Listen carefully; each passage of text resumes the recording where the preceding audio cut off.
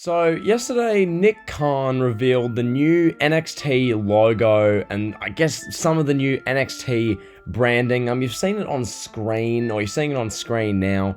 Basically, very bright, very vibrant, and in a sense, it looks like Nick Khan's third grade son had to play an art class and created this. That's basically what it looks like, okay? NXT is going for a new feel, a new look, vibrant, fresh, new. Personally, I get around it. Now, I wanted to make this video because this topic is another one which, over on our, favorite destination, wrestling Twitter, this has people pissed. Believe it or not, NXT changing away from what it used to be makes people just go on tirades, spilling hate and F-bombs everywhere, and it's to be expected as wrestling Twitter. But generally speaking, there's been a lot of negativity and a lot of toxicity surrounding the sheer premise that NXT is going to deviate away from the, I guess, in a sense, the indie, matchmark-oriented, move-fest type show it's been for the past couple years. The Triple H, ROH with a high budget and WWE logos promotion it's been for the past 5 years. Nick Khan's vision of NXT, well, I'll read that out to you in a moment, and really, what I'm about to read to you, out of this, I can't objectively argue with any of this. So let me just read you this. We want our system to be an easy system where people who want to be superstars, they know how to get to us and we can get to them. Okay, let's analyze that first quote real quick. When Nick Khan says that, what is generally implied is that a guy like Gable Stevenson, an Olympic medalist, an incredible athlete, a guy who has a bit of a passion for wrestling, a genuine guy who looks like a superstar, he looks like a WWE superstar, a guy like that can go to NXT, go to WWE, and have a developmental type system in place that doesn't require him wrestling 14 years all over the world, wrestling in garages, beating up his body for 14 years, getting to WWE at the age of 36 with a beaten down neck, a body that's about to give out, then gives Triple H 2 good years of service, doing some indie matches for Shawn Michaels in the Performance Center, and then gets to the main roster at 38, 39's broken down mess.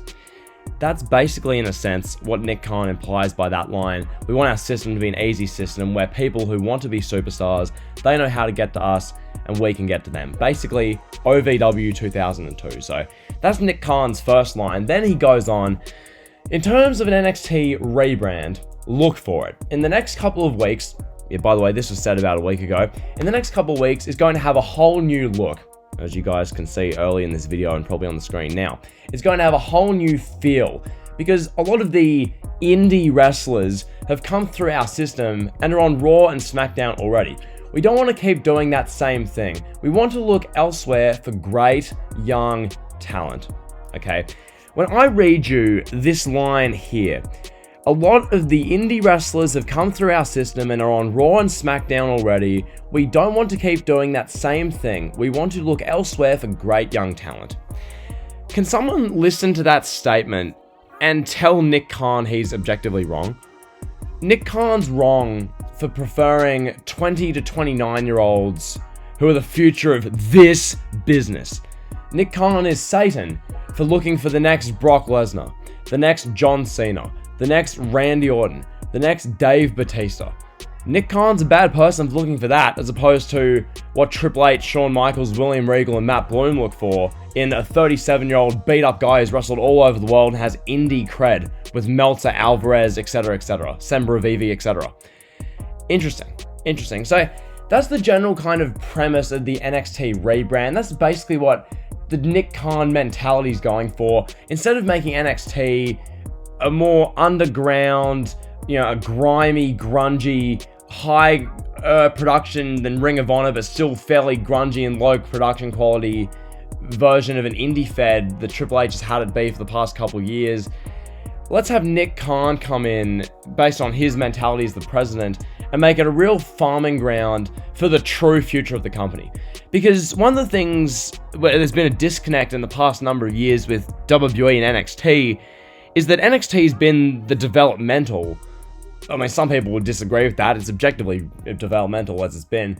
It's been developmental, but the guys who are developing are as old, if not older, than the guys on the main roster already, for the most part. Obviously, guys who are late 30s, mid to late 30s, into their 40s. They're not as old as Goldberg or like bloody The Undertaker, but you get my point, okay? Guys like Finn Balor.